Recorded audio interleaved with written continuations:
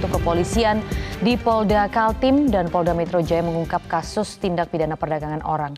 Di Kaltim, kasus korban TPPO dieksploitasi sebagai PSK, sedangkan di Polda Metro Jaya korban dijadikan pekerja migran ilegal.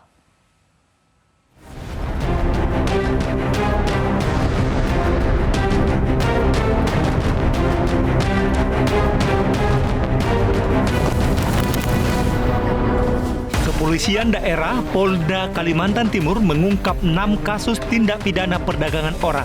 Anggota kepolisian mencegah para tersangka tindak perdagangan orang yang hendak melarikan diri. Dalam kasus ini, korban yang tersebar di Kota Bontang, Kabupaten Pasir, dan Kota Balikpapan menjadi korban eksploitasi seks komersial. Polda Kaltim menyelamatkan 7 orang korban dari 3 lokasi berbeda. Para korban kasus TPPO ini masih berusia di bawah umur dan dieksploitasi secara komersial yang diperdagangkan secara online. Untuk kasus di Kota Bontang misalnya, dari 3 tersangka yang berhasil ditangkap, korbannya masih di bawah umur dan diperdagangkan. Kasus TPPO ini menjadi salah satu perhatian Polda Kaltim secara serius. Polda Kaltim sudah membentuk Satgas TPPO yang dipimpin Wakapolda Kaltim Brigjen Pol Mujiono pada 6 Juni yang lalu. Ini ada 6 kasus yang berhasil kita ungkap. Polda Kaltim dan Polres jajaran se-Polda Kalimantan Timur.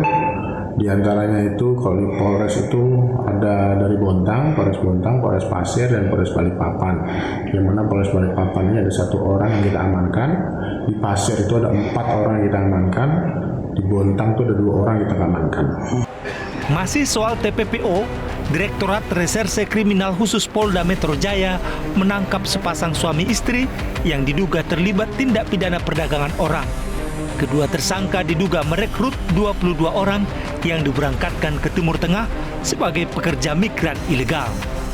Puluhan calon pekerja migran asal Nusa Tenggara Barat ini rencananya akan diberangkatkan ke Timur Tengah secara ilegal oleh sepasang suami istri berinisial AG dan F.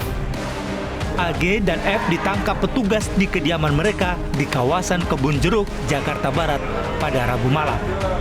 Dari tangan tersangka, petugas menyita sejumlah barang bukti seperti paspor, visa, tiket pesawat, beberapa dokumen lainnya, dan 1 unit mobil. Untuk meloloskan para korban ke negara tujuan, kedua tersangka menyiapkan visa kunjungan untuk berziarah dengan durasi 90 hari. Calon CPMI ini direkrut yang kemudian diproses dan ditempatkan oleh 2 pelaku atas nama saudari F dan juga saudara AG. Ini merupakan hubungan suami istri dan ini bukan merupakan badan hukum ya, tetapi perseorangan secara mandiri antara F dengan AG untuk melakukan tindak pidana ini. Para tersangka yang saat ini ditahan di masing-masing Polda dijerat dengan Undang-Undang TPPO dengan ancaman 15 tahun penjara. Tim Liputan Metro TV.